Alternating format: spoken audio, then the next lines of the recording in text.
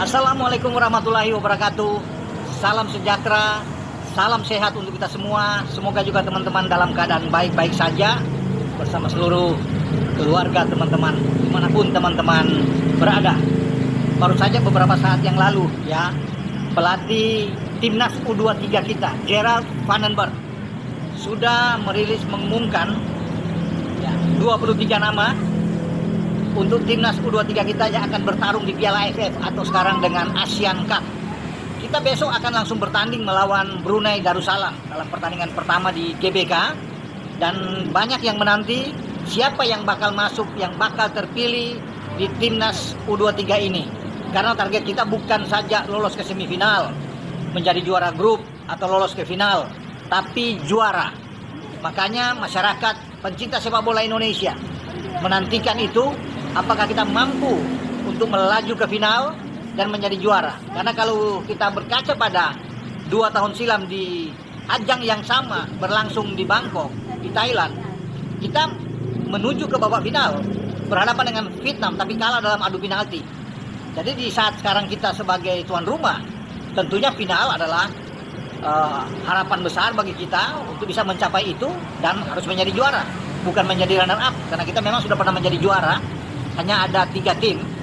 Sejak 2005 itu berlangsung, Thailand, Indonesia, dan 2 kali back to back diraih oleh Vietnam.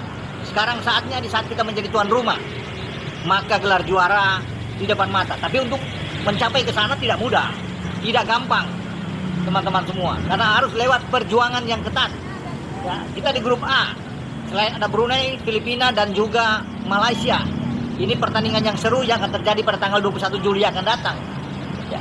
Jika kita mampu mengalahkan Malaysia, tentunya kita lebih pede, lebih percaya diri bagi Muhammad Ferrari dan kawan-kawan untuk menghadapi siapapun itu, Thailand atau Vietnam.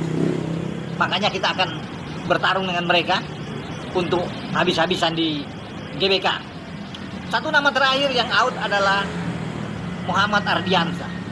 Dari PSM ini ya, gagal untuk masuk di 23 pemain karena kiper tersisa 4.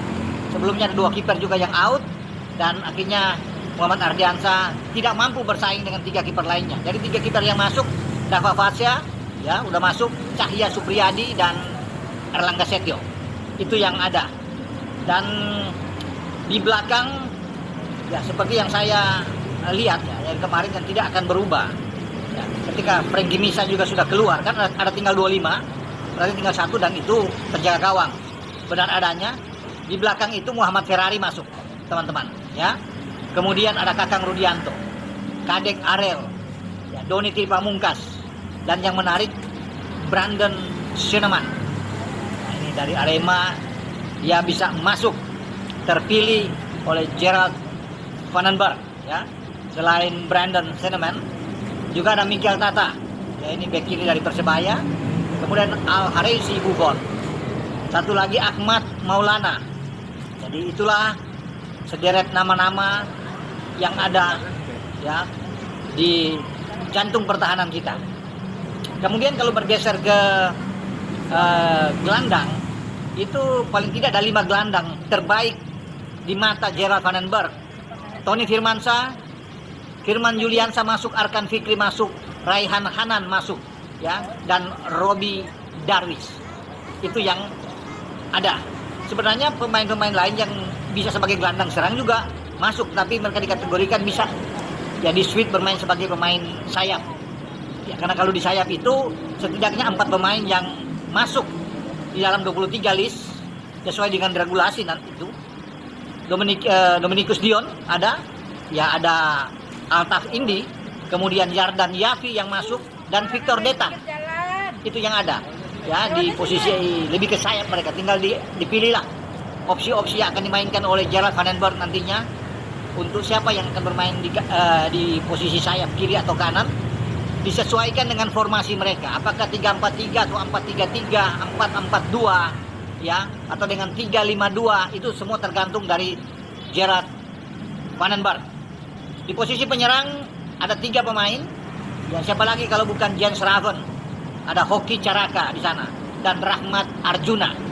Itulah nama-nama 23 pemain timnas kita. Ya, U23 yang akan berlaga di Asian Cup U23. Ya. Minta dukungan doa tentunya dari masyarakat Indonesia, ya support.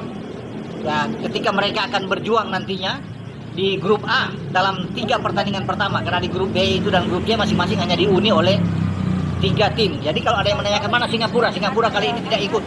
Ya, mereka tidak hadir, sehingga di sebelah sana sudah bisa ditebak di grup B pasti Vietnam yang akan lolos. Kalau Kamboja dan Laos mereka akan atasi. Ya, sebagai juara bertahan layak. Di grup C juga saya kira Thailand ya, Myanmar dan Timur Leste mereka akan ambil juga, mereka bisa atasi. Jadi yang menarik kita akan tunggu nantinya ya, apakah Indonesia atau Malaysia yang menjadi juara grup untuk bisa menantang menantang Vietnam dan Thailand di babak selanjutnya. Mari kita dukung timnas kita yang berjuang nantinya untuk meraih gelar kedua di ASEAN Cup ini.